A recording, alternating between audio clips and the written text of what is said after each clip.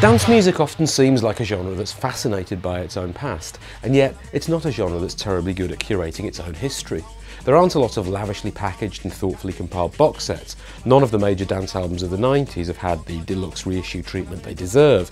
I think it's a shame, but perhaps it's a situation that's changing. Last year saw Terry Farley's brilliant Acid Rain box set, and now there's this, the snappily titled 3-CD set, Suburban Base Records, The History of Hardcore Jungle Drum and Bass 1991 to 97. It isn't quite as definitive or exhaustive in its approach. In fact, that title's a bit cheeky given that it only features the output of one label, albeit an important one.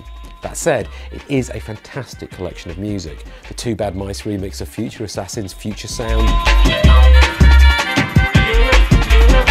Runting's Rough Revival, Remark's R.I.P.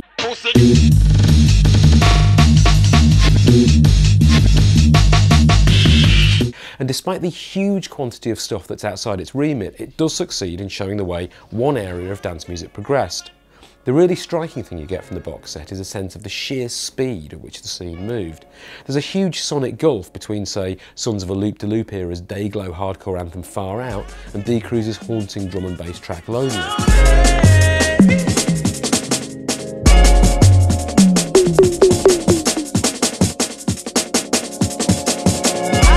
The fact they were made barely 2 years apart from each other seems oddly mind-blowing. This is music with its eyes fixed ahead, hurtling along at light speed. Maybe that's why, 20 years on, the contents of the Suburban Bass box don't sound dated.